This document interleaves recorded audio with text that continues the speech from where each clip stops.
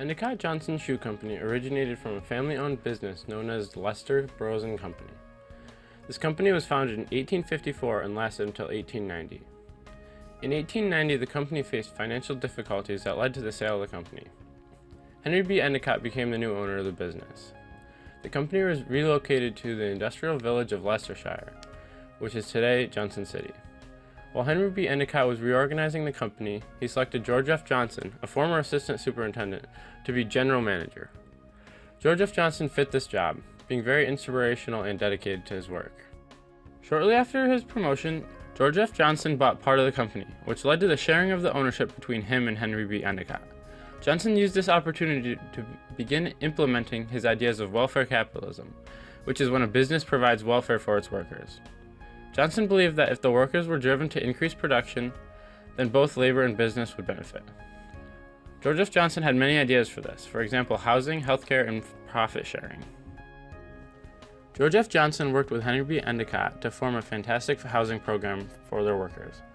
The start of this was near the turn of the century and continued up until the 1940s.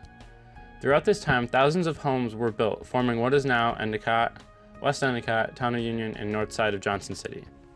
The company allowed the workers to buy the houses at cost, and they would use payroll deductions to pay them off at very low interest rates. The houses were simple, nice bungalows, having 4 to 5 rooms, a bath, and a furnace. The medical plan for the workers was also a phenomenal example of just how great EJ was to its workers. The company would finance this part by paying for part of it and having the workers take a small deduction from their paychecks for it. The workers were allowed to visit any of the 3 hospitals in the area, one of which was built by EJ himself. He also provided many clinics for his workers and encouraged regular checkups. This program was very successful in keeping the workers healthy.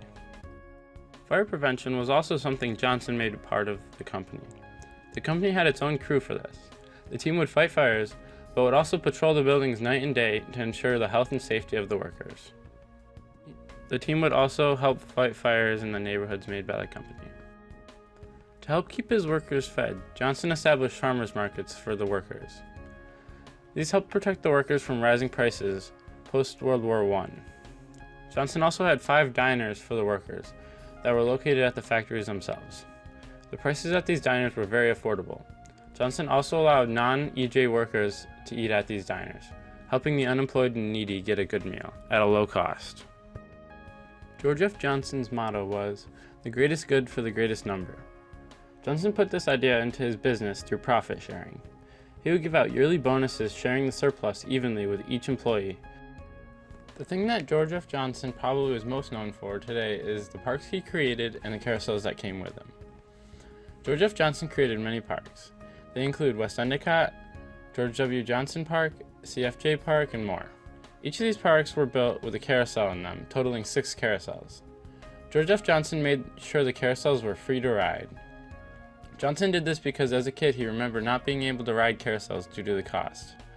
Johnson's parks not only had carousels but also had pools and other things for fun and recreation. CFJ Park had an enormous above-ground pool that was open to the public. This park also had a pavilion where many concerts were hosted for EJ workers. These carousels and parks are still around today, all of the carousels still being free, making the Tri-Cities area known as the carousel capital. Having these carousels have added to the community inspired the upkeep of many of these parks. In addition to building many parks and carousels, Johnson also built Enjoy Golf Club. This course was flat and easy, made with the workers in mind. There was also 2 recreation centers built to keep the workers active with exercise and sports.